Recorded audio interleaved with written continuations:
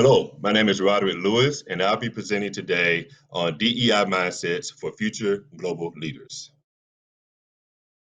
So this presentation is broken into three parts, and what I want you to learn today is what is a DEI vision, what is leadership and DEI mindset, so the interrelationship between those two, and also how your program can create a DEI mindset. And so the topics we'll be discussing are going to go through defining what DEI means, the expectations that students and employers have for leadership, understanding why a DEI mindset for leadership is necessary, DEI mindset for future global leaders, assessing the DEI mindset throughout the program's operations, building an inclusive community that embraces that mindset. And then finally, we're going to summarize with a case example and then summarizing what we discussed today and a pathway forward for your program. So before we begin, it's very important to understand what do we mean when we talk about diversity, equity, and inclusion. And it's important to center this definition in your own reality. So it's not a one-size-fits-all definition. Everybody's going to have their own different understanding, which is informed by their experience. And so in order to truly view this presentation through the right lens, you first have to start off by understanding what do these individual definitions mean to the program stakeholders, and also collectively, what does it mean, right? And so when I talk about diversity, equity, and inclusion throughout this presentation, I'm going to use the acronym DEI for short. But when I'm saying DEI, I'm also including justice, and I'm also including a sense of belonging. So keep that in mind as we go through this presentation today, and start thinking about and pondering, what does diversity, equity, and inclusion mean to you? And what does it mean to your program stakeholders and constituents? How would you define it? Start thinking about that. Think about ways that it potentially can show up, or ways that it hasn't shown up, or ways that it's not even talked about, or ways that it is talked about. And so as we go through these slides, you'll have a clear definition of what DEI means to you and what it means to leadership, and that would inform the way you view this presentation today. And one thing I want to end with is thinking about why these terms are so relevant for future global leaders. So GMAC did a survey last year for prospective students and business school students, and three of the top career goals for students involve some form of leadership, either managing people or being in a senior level position where by default, a student or a graduate will be expected to be over large teams and groups within the organization, right? And so they're going to have decision-making powers, and they're going to be making types of business practices that can impact entire organizations and communities in which they operate. So if this is something that's important for the students that are coming into your MBA program, it is important to start thinking about how are you shaping them as future leaders in what the world needs today and going forward. Now, additionally, in 2020, GMAC also did a survey with corporate recruiters, and they surveyed the Fortune 100 companies, which are your largest 100 public traded companies by revenues. And so what they found here, again, is that business schools, that employers have confidence that business schools are going to prepare students in leadership. Now, it's in the top 7 or let's just say top 10 of things that employers have confidence in business schools for in terms of how they prepare students. But what you want to think about as a program is, where is the DEI mindset present in the type of leadership development and training that your students receive? And again, going back to those definitions of DEI, as I want you to think about what does DEI mean to you, and expanding what that means from a micro and macro level, thinking about in what ways does it show up? How clearly could you articulate how it shows up within your program if you were talking to an employer or some stakeholder? How would you be able to define what type of global leader your student would be able to be through the lens of DEI? And we'll talk about why that's important. So leadership is key. And the Boston Consulting Group, they did a research study this year in 2021. And what they did was they identified the top 50, what they call most innovative companies. And what they found was that the top 50 companies had a greater gender and cultural diversity in their leadership. It's not any surprise. There's been research ad hoc done by academics as well as professional practitioners such as BCG or McKinsey, Deloitte, any number of the top consulting firms that have already shown the return on investment or the value add for companies and organizations that have gender and cultural diversity in their leadership ranks. So that's par for the course. That's a given at this point, right? What I really want to draw your attention to is what they identify as the activators of that DEI. Because if you think about diversity, equity, and inclusion, a lot of times for organizations and institutions and academic programs, a lot of times the work stops at the mere collection of different individuals, right? So just getting diverse people in the room and then hoping for the best and assuming that you will reap the benefits of this diversity. And what these organizations do and what they found, the most innovative ones, have two things. The first is CEO driven leadership. So that's going to be top down driven leadership, but they also have leadership that can bring these teams together, right? And so bring these groups and people together. And so that's the activation component, right? So this is why leadership is so important because it's merely getting the people in the dance, so to speak, is not going to be the important part, right? It's the first step. The next step is how do you activate that? And then what is the role of these future leaders in what the world is going to need, what the future organizations in the 21st century are going to need in terms of being able to bring various groups of people together to solve not only economic problems, but social problems, political problems, and all of that, because now you have to think about these various stakeholders.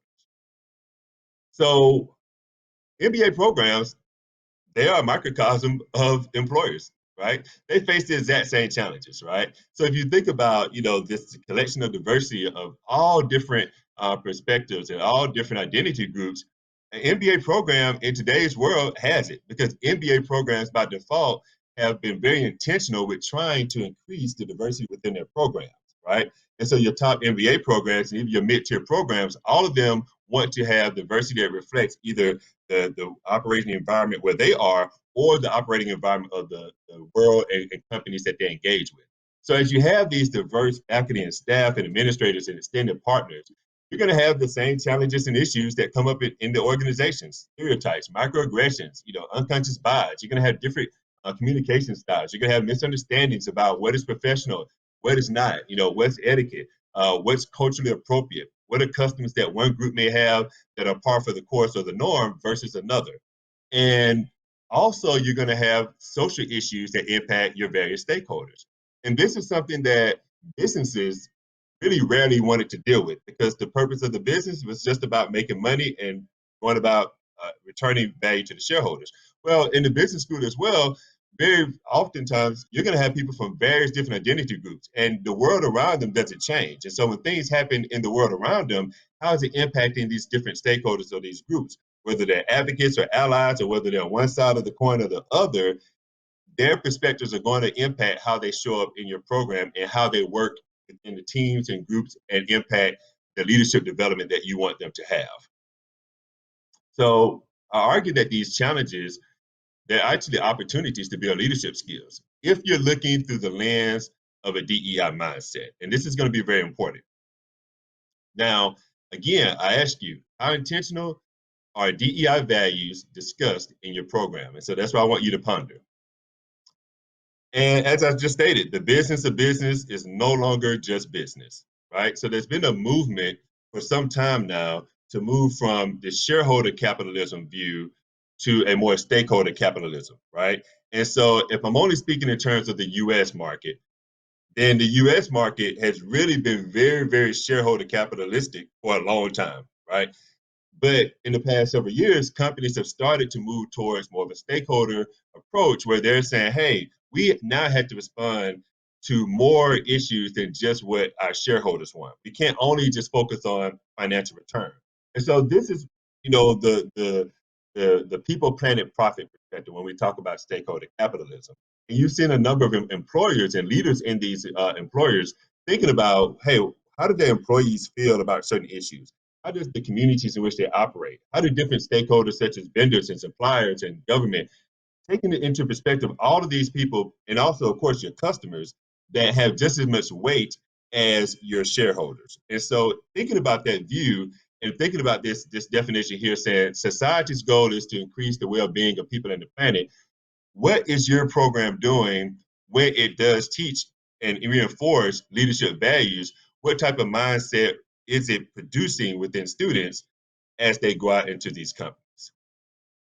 And so, as I just stated, this perspective is going to be really par for the course and what's expected going forward as it is right now. So this perspective of what I just talked about, the stakeholder capitalism approach, one could argue that the U.S. is late to the game. So I want to say this is something that hasn't been a worldview type of perspective or approach to capitalism, but at least the large companies in the U.S. are really now getting on board, especially since the events of 2020. They have been awakened to the fact that they can no longer operate as business as usual, that they're going to have to look at how did they take care of all of their many stakeholders and be accountable to pushing change that will also lead to their profitability as well as a sustainable environment and social network. So again, going back to asking you the question, how is DEI defined in your program? So keep thinking about that. And as you think about that, think about how DEI practices foster DEI mindsets and how DEI mindsets increase leadership capacity. Okay. Also, I want you to think about how leadership creates competitive advantage, not only for your students, but for all of the program stakeholders. And this is what we're going to talk about. This gets into the crux of the presentation is, first of all, understanding what do I mean when I talk about a DEI mindset, and who am I talking about when I'm referring to program stakeholders? So first, let's talk about the DEI mindset. Here it is. Okay, so it's no big surprise. It's not a big shock. It's no aha moment here. If you look at it, you can understand how this mindset and how this approach creates the type of leadership that is really necessary for future leaders going forward. And this is research from Korn Ferry. And it isn't the only model of the inclusive leadership, but it's a model that you can use and it sets up nicely to show you how a DEI mindset is interwoven through these 5 key traits of inclusive leadership and these 5 key competencies. Now, Korn Ferry did establish or identify these traits and competencies by looking at over 3 million leadership assessments that they have conducted over the years. They also did structured interviews with inclusive leaders, in addition to focus groups with global individuals all over, or I should say individuals all across the globe.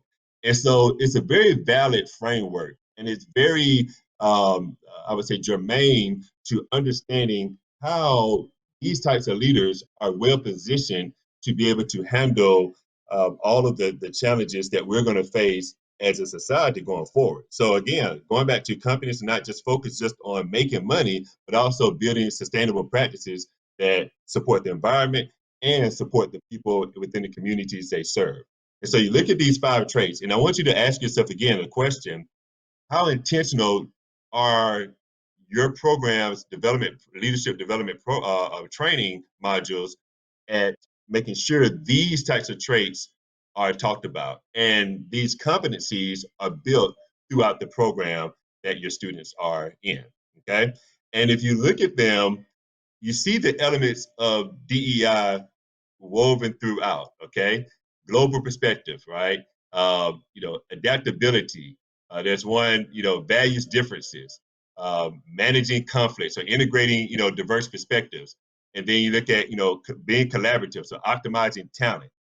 These are things that when we talk about diversity, equity, inclusion, they are interwoven in this framework for inclusive leadership. Again, another thing I wanted to show you was who are the program stakeholders. So I just talked about, well, here's the DEI mindset, and here's how it shows up within the framework of an inclusive leader, right? Now, the stakeholders. Who are these stakeholders that are in your program that would be the ones who decide how DEI is activated in your program? And when I look at this approach and you look at how do you centralize DEI and what do you mean by DEI strategy and mindset? Well, think about the essence of the way you view your work when you're in each of these categories, each of these seven categories. Now, by all means, these are not the only ones, but these are at minimum the stakeholders that are in an MBA program or any type of graduate management program that will really have a key role in deciding how does DEI get connected with the leadership values that students will be learning. Okay.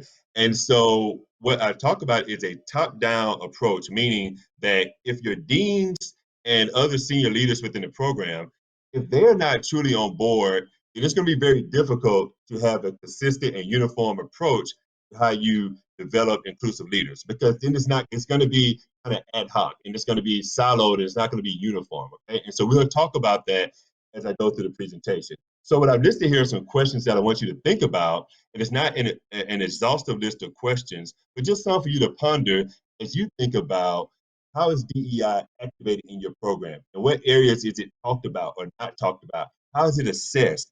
How do you go about understanding what role it plays in creating a more innovative program, creating a different brand for your program, and also having your program be a talent magnet for employers to recruit the next generation of future leaders.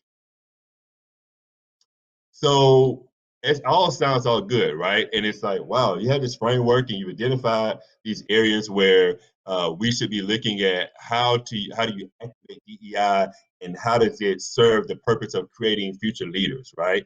And the next step is, well, how do we embed this? How do we make this type of mindset a core strategy?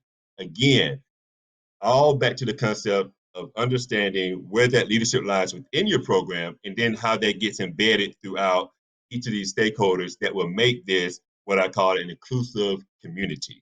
Because when you have an inclusive community, this is what we call something that's holistic. So your whole community it breeds leadership. Everybody's speaking the same language, from administrators to students to staff to faculty. Everyone is on board understanding how a culture of inclusion, a culture that recognizes and values differences, regardless of a person's identity groups, will be respected and they will be valued as it pertains to building their capacity to manage conflict and to be leaders and to speak up and make sure everyone is supported.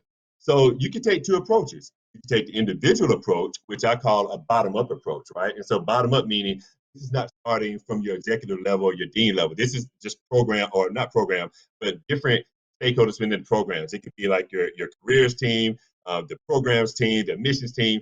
They can be saying, hey, here's how we're going to, do our own leadership development or DEI. They're just approaching it from a different perspective, right? It's not a shared type of perspective. And it's really focused on student deficits. And so what I mean by that is you're looking at, well, how can we develop these students? How can we help them become better leaders? So it's very transactional because you're looking at it from the approach that, hey, they need to be improved. We need to make sure they're up to par so that they're predispositioned to be great leaders when they go to employers, right? And so that's why I say it's not something that's formal.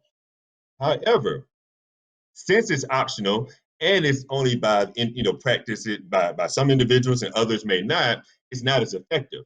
Now let's look at the institutional approach. Institutionalizing it means that it's driven from the top down. It's part of the strategy from the deans, and whether your school operates with the dean title or president, however it operates, but it's driven from the top down. And it's focused on what those priorities are within the school. So it's holistic, it's taking into account everything. So it's embedded throughout everything that the organization and program does, from how it hires people, right? So this is not just from students at this point. This looks at how do we hire, what's our approach to hiring faculty, to hiring staff? How do we engage with vendors? How do we engage with employers? How do we support our alumni? How do we engage with the community? So it is truly holistic. It's transformative as an approach because it changes the way everybody thinks. It's backed by policies and practices and performance. So meaning it is embedded in every performance evaluation. It's embedded in policies. It's something that an individual just can't throw out. It's like you have to do it, right? And it's rewarded. So it's not just from a deficit mindset. It's a growth mindset. It's like, no, we're going to recognize and reward people that exhibit these behaviors. And therefore, it is something that is a way of being for stakeholders and is more sustainable. And if you're going to embed a DEI mindset as a core strategy, it has to be institutionalized. So the next step then is understanding how could you operationalize it among your program stakeholders.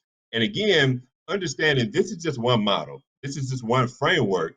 So it's not all exhaustive, but it's to give you an idea that if you're going to operationalize DEI mindsets within your program, well, you're going to have to do more than just say it, right? You can't speak it into being. You actually have to put some elbow grease behind it. You got to do some actions. You got to do the hard work, right?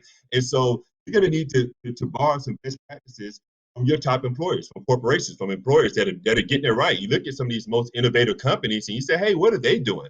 Because again, remember, the business of a business student is just like a business as well. And so they operate as such. And so you can pull some best practices from either some of your peer institutions that may be doing it right or some leading organizations. But establishing the DEI Council, that is something that would really bring a lot of accountability within your program because it's something that's led from your senior executive leaders, but it also includes key members from all of these stakeholder groups, from students to faculty to employees to other stakeholders in your program. Then you want to make sure you look at performance management. How do you set and measure that progress within how people are evaluated, within how people are appraised, right? Within how departments are appraised. So it's not only from an individual approach, but also looking at your teams. So student teams, faculty teams, staff teams, and also departments, right? So how do you measure that progress?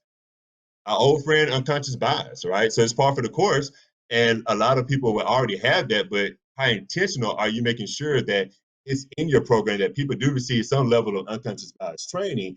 And what outcomes do you want, right? So not just giving the training and walking away, but also talking about those outcomes as they pertain to developing a DEI mindset and linking that to leadership. So the end goal is always, hey, we're developing leaders that have this mindset that can produce this type of game, that can create this type of environment, right? That can bring these type of people together. So always keeping that as the end goal and viewing it through that lens. Next is courageous conversations. How comfortable is your program tackling issues that are very difficult, that are taboo? These issues are popping up in the world around them. So in 2020, you had a lot of significant issues, social issues that happened, and that maybe didn't happen in your part of the world, but they happen and they could impact people and students in your program. And so, how do you have those conversations to talk about them, to at least acknowledge them? Doesn't always matter what your position is on them, one way or the other, but at least acknowledging that this could be impacting somebody that is a part of your program and being able to discuss those in a healthy way. That's what leaders do. And then when I talk about inclusive teaching and training, how intentional is your program at bringing in cases and having curriculum that's not just from the Harvard Business Review, right? Just kind of bringing in other sources from different groups of people and looking at different aspects because people have to be able to start learning in the program at a level of understanding that innovation comes from all parts of the world. It's not just from these standard sources. And so when you create these environments where people can see themselves reflected in the curriculum or in case studies or in speakers that come to the classrooms, that is what embodies and fosters a leadership mindset, a DEI mindset. And finally, when you think about training, oftentimes we think about training again just for the student. What I'm arguing is that training needs to be foundational for all your stakeholders, and they all need to understand what does it mean to have a DEI mindset. Because if they don't understand that, then they can't really build the right practices and programming into what they do to foster that and do their part to contribute to the creation of these future global leaders. So ultimately, when you create a program, a community where leadership is the default and the DEI is the default, then you're going to produce that type of output, that type of person is going to go out. But also, you as faculty, staff, administrators, and everybody else that touches your program will feel it too, and they'll know that it's like an echo chamber, it's an ecosystem that just reinforces that behavior. So again, viewing DEI is a common thread through all of these stakeholders, through all of your operations and department, with the intent to say, this is how we produce leaders. This is how we ourselves embody leadership, and this is how we do business. So I want to give you a quick example just to put it into practice. So you have these three scenarios. And you can have a diverse team with no prior training. You can have a diverse student team that maybe has some conflict resolution training only. And then you can have a diverse student team that has both conflict resolution training and DEI mindset training. Okay. And so in this first scenario, you just have a collection of individuals getting interests, right? And it's going to be a breeding ground for just all types of conflict and everything you can imagine because there's been no preparation. They don't have the tools to address those types of challenges. And when you think about the 5 levels of team development, from forming, storming, norming, performing, and adjourning. When you think about that framework, well, scenario one, students just move very slowly or not at all because they haven't been prepared. They haven't been primed for success with dealing with diverse individuals, right? And not just diverse individuals from gender and race standpoint, but for other intersections and aspects of diversity.